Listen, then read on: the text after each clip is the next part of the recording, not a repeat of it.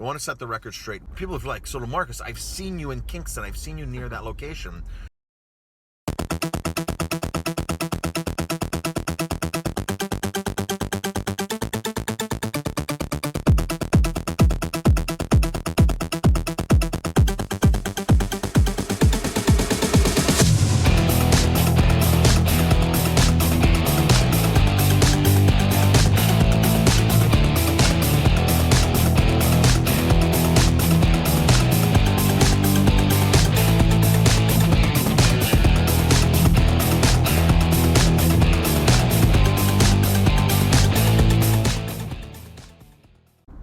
Hello, everybody. Hi, everybody. Jamie and Marcus here. And what are we going to talk about today, Ari?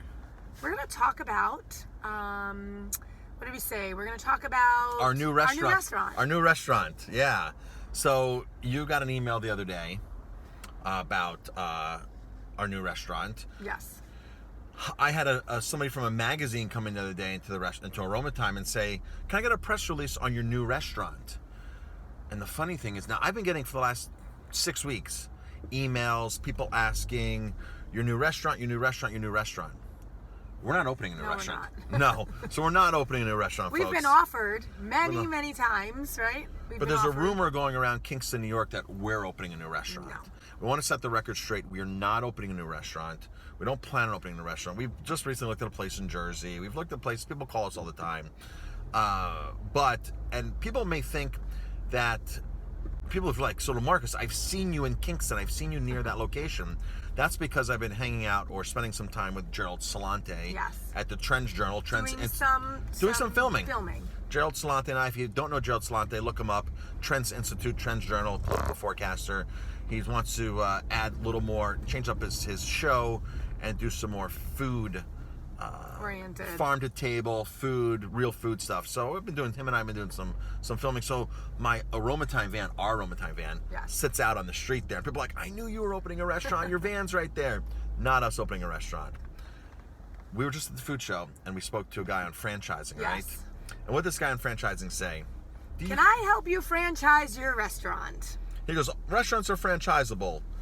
You know, so you began telling him all about all of the things that we do at Aroma Time and how much care and energy and down to the salt on the table, into the bar, into the spirits, into that whole realm of everything that we do. And he said, well, it's easy to buy those ingredients. It's easy wherever you are to buy those ingredients. He goes, but the missing thing that other people aren't going to be able to do is your passion. He goes, I can feel your passion. And we just got a message, right, from somebody, an email just saying, wow, you have such passion in your restaurant. And we come there. It actually was a review from a loyal guest who comes in. And they said, we come there because of what you do and because the care and the dedication as the owners that you put in and how you touch people in so many different ways. Right, how we touch people, and not only touch our guests. When I went through this whole revolution of cooking better food, it was in Colorado, and you remember me getting phone calls. I do. From farmers, how their lives are so much better because I had organized a bunch of chefs to now start buying from these small farms, that they realized it wasn't a hobby anymore, that they could now support a family from their farm because 15 chefs are buying from them. And I wasn't the only one who organized that. We had a bunch of great chefs in Colorado Springs at the time to catch on this farm-to-table movement. But I was one of the more vocal ones with a couple others, really good ones.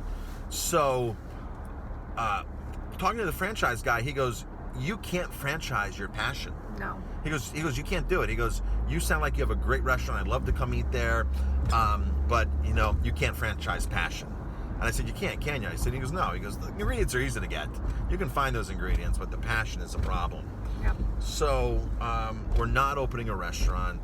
But what we love to do, besides what we do at the restaurant, at our restaurant, our only restaurant, we love to help other restaurants. Yeah. And we love to give knowledge and education. Listen, 15 years of making mistakes and learning and growing. Just the business side we're talking. Just the business side. So I wrote a book last year. You did? 50 Mistakes Business Owners Make. Great book. And my new book is now getting printed here very, very, very shortly. It's ready to go to the print, actually. 12 Reasons Why People Don't Know Your Business Exists. And it's a guy on the cover sending smoke signals in a busy city because the world has changed on advertising and marketing, and we've gone from print marketing to digital marketing to social media marketing, and people don't understand that you need to touch your guests. People say, well, what's my ROI and this and that, and people don't understand to reach your guests, you need to touch them so many times, like 7 to 15 times. You need to touch them digitally before they're confident or willing to come into your business, or to your restaurant, any kind of business, to start doing business with you. And these are the kind of things I'm talking about in my new book. And we're going on the east-west side, right? Yeah, this side. We're in New York City. We're going to a wine tasting today. One of the wine vendors we've been buying from for years. 14 years, yeah. We're going to the portfolio tasting today, hopefully to make contact. Yeah, to make some new contacts and our relationships with our people we've been buying from. Because there's going to be a lot of winery owners there, winemakers there that we know, and more people that we can actually talk and network with and build a rapport with. Because that's part of what you can't franchise. You can't franchise what we're doing today. Our face-to-face commitment. Sure, we could send somebody else to taste the wine and find wines, but that's not the same. It's not the same. Not the same.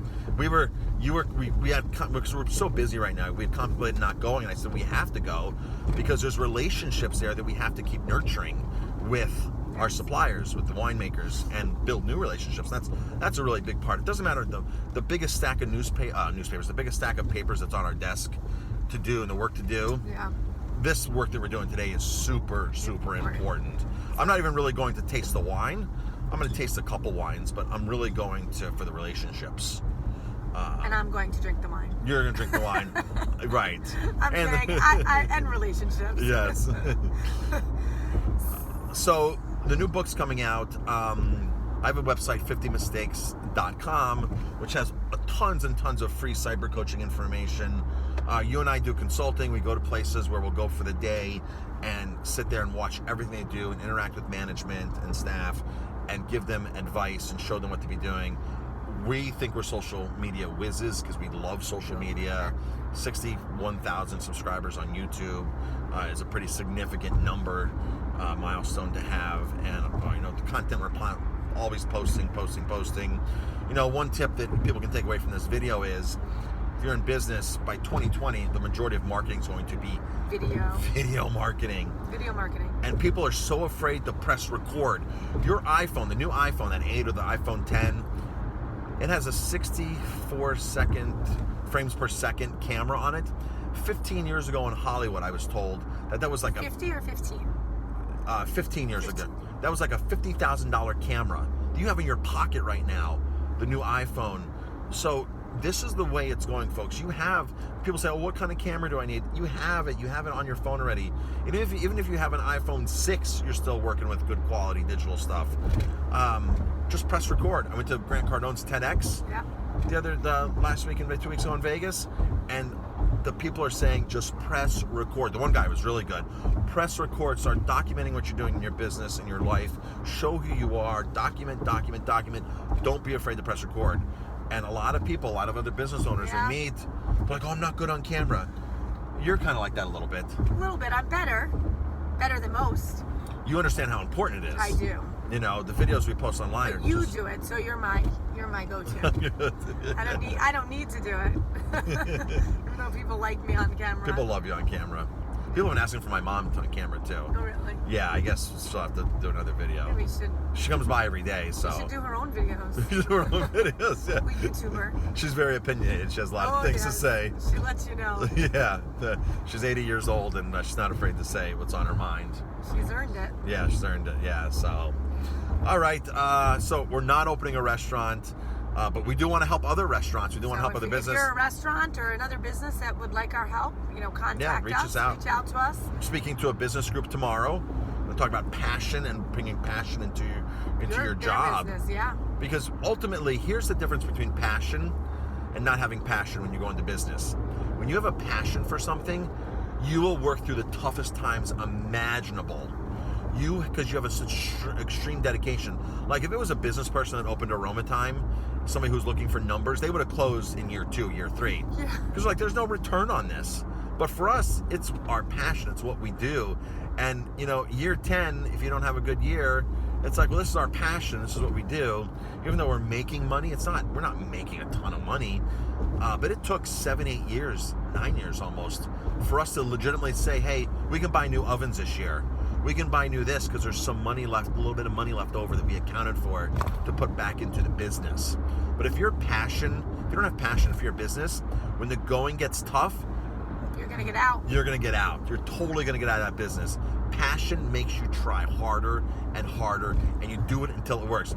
Anthony Frisella, I don't know if you've followed Anthony Frisella on YouTube, honey? No. He's the guy from Freeform Sports Supplements. Oh, okay. Right? I think I told you a little bit about him. Yes. He didn't get a paycheck for his first 3 years. St. Louis, 19 years old, opens up a vitamin shop.